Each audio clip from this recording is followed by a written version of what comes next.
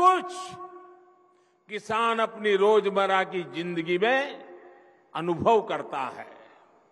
ऐसी स्थिति में खेती की पैदावार को बढ़ाने के लिए, अच्छी उपज के लिए हमें खेती में नई व्यवस्थाओं का निर्माण करना ही होगा। ज्यादा वैज्ञानिक पद्धति को, ज्यादा टेक्नोलॉजी को खुले मन से अपनाना ही होगा। इसी सोच के साथ हमने कृषि क्षेत्र में वैज्ञानिक पद्धतियों को बढ़ाने, टेक्नोलॉजी के ज्यादा से ज्यादा इस्तेमाल पर बल दिया है। आज देश में किसानों को 22 करोड़ सॉयल हेल्थ कार्ड दिए जा चुके हैं ताकि उन्हें मिट्टी की सेहत की सही जानकारी मिले। हम अच्छी से अच्छी क्वालिटी के बीज किसानों को मिले, इसके लिए वैज्ञानिक तरीके से जागृत प्रयास कर रहे हैं। बीते 7-8 साल में 1700 से अधिक वैरायटी के ऐसे बीज किसानों को उपलब्ध कराए गए हैं जो ये बदलती जलवायु परिस्थिति है उसमें भी अपना मकसद पूरा कर सकते हैं, अनुकूल रहते हैं। हमारे यहां जो पारंपरिक मोटे अनाज मिलेट्स होते हैं, उनके बीजों की गुणवत्ता बढ़ाने के लिए भी आज देश में अनेक हब्स बनाए जा रहे हैं। भारत के मोटे अनाज पूरी दुनिया में प्रोत्साहन पाए, इसके लिए सरकार के प्रयासों से अगले वर्ष पूरी दुनिया में मोटे अनाज का अंतर्राष्ट्रीय वर्ष भी घोषित किया गया है। दुनिया भर में हमारे मोटे अनाज की चर्चा होने वाली है। अब मौका आपके सामने है, दुनिया में कैसे पहुंचना है। आप सभी पिछले 8 साल में सिंचाई को लेकर जो कार्य हुए हैं उससे भी भली भांति परिचित है।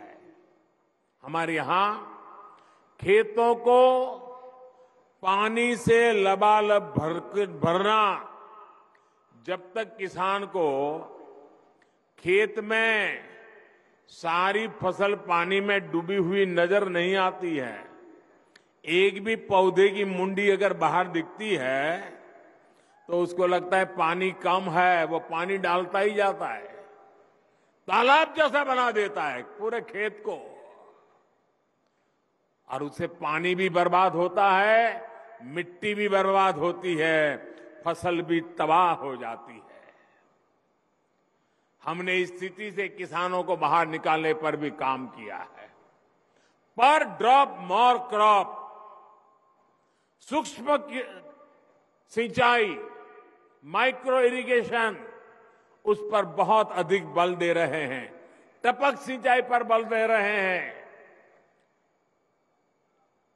स्प्रिंकलर पर बल दे रहे हैं। पहले हमारे गन्ना का किसान ये मानने को तैयार नहीं था कि कम पानी से भी गन्ने की खेती हो सकती है।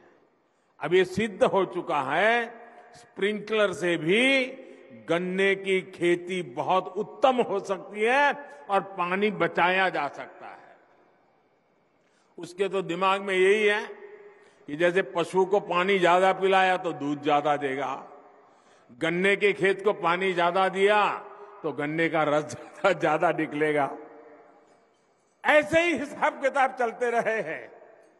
पिछले 7-8 वर्षों में देश की लगभग 70 लाख हेक्टेयर जमीन को माइक्रो इरिगेशन के दायरे में लाया जा चुका है। साथियों, भविष्य की चुनौतियों के समाधान का एक अहम रास्ता नेचुरल फार्मिंग से भी मिलता है। इसके लिए भी देश भर में बहुत अधिक जागरूकता आज हम अनुभव कर रहे हैं। प्राकृतिक खेती को लेकर गुजरात, हिमाचल प्रदेश और आंध्र प्रदेश के साथ साथ यूपी, उत्तराखंड में बहुत बड़े स्तर पर किसान काम कर रहे हैं। गुजरात में तो जिला और ग्राम पंचायत स्तर पर भी इसको लेकर योजनाएं बनाई जा रही हैं। बीते वर्षों में प्राकृतिक खेती, नेचुरल फार्मिंग को जिस प्रकार नए बाजार मिले हैं, जिस प्रकार प्रोत्साहन मिला है, उससे उत्पादन में भी कई गुना वृद्धि हुई है। साथियों, आधुनिक टेक्नोलॉजी के उपयोग से छोटे किसानों को कैसे लाभ होता है, इसका एक उदाहरण पीएम किसान सम्मान निधि भी है। इस योजना के शुरू होने के बाद से 2 लाख करोड़ रुपए से ज्यादा सीधे किसानों के बैंक खातों में ट्रांसफर किए गए हैं। जब बीज लेने का समय होता है, जब खाद लेने का समय होता है, तो भी ये मदद किसान तक पहुंच जाती है। देश के 85% से अधिक छोटे किसानों के लिए ये बहुत बड़ा खर्च होता है। आज देश भर के किसान मुझे बताते हैं कि पीएम किसान निधि ने उनकी बहुत बड़ी चिंता को कम कर दिया है। साथियों, आज बेहतर और आधुनिक टेक्नोलॉजी का उपयोग करते हुए हम खेत और बाजार की दूरी को भी कम कर रहे हैं। इसका भी सबसे बड़ा लाभार्थी हमारा छोटा किसान ही है, जो फल, सब्जी, दूध, मछली जैसे जल्दी खराब होने वाले उत्पादों से जुड़ा हुआ है। किसान रेल और कृषि उड़ान हवाई सेवा से इसमें छोटे किसानों को भी बहुत लाभ मिला है। ये आधुनिक सुविधाएं आज किसानों के खेतों को देश भर के बड़े शहरों से, विदेश के बाजारों से कनेक्ट कर रही है। इसका एक परिणाम ये भी हुआ है कि कृषि क्षेत्र से एक्सपोर्ट अब उन देश को भी होने लगा है, जहां पहले कोई सोच भी नहीं सकता था। कृषि निर्यात की बात करें तो भारत दुनिया के टॉप 10 कंट्रीज में है। आज दुनिया के 10 प्रमुख देशों में है। कोरोना की रुकावटों के बावजूद भी 2 साल मुसीबत में गए, उसके बावजूद भी हमारे कृषि निर्यात में 18% की वृद्धि हुई है। गुजरात से बड़े पैमाने पर कमलम फ्रूट, जिसको बाहरी भाषा में ड्रैगन फ्रूट कहते हैं, भारत में उसको कमलम फ्रूट कह रहे, आज विदेश जा रहा है। हिमाचल से पहली बार ब्लैक गार्लिक का एक्सपोर्ट हुआ है। असम का बर्मीज अंगूर, लद्दाख की खुबानी, जलगांव का केला या भागलपुरी जरदारी आम, ऐसे अनेक फल हैं जो विदेशी बाजारों को भा रहे हैं। वन डिस्ट्रिक्ट वन प्रोडक्ट जैसी योजनाओं के तहत ऐसे उत्पादों को आज प्रोत्साहन दिया जा रहा है। आज जिला स्तर पर एक्सपोर्ट हब भी बनाए जा रहे हैं, जिसका लाभ किसानों को हो रहा है। साथियों, आज प्रोसेस्ड फूड में भी हमारी हिस्सेदारी बहुत अधिक बढ़ रही है। इससे किसानों को उपज के ज्यादा दाम मिलने के रास्ते खुल रहे हैं। उत्तराखंड का मोटा अनाज पहली बार डेनमार्क में गया। इसी प्रकार कर्नाटक का ऑर्गेनिक जैकफ्रूट पाउडर भी नए बाजारों में पहुंच रहा है। अब त्रिपुरा भी इसके लिए तैयारी करने लगा है।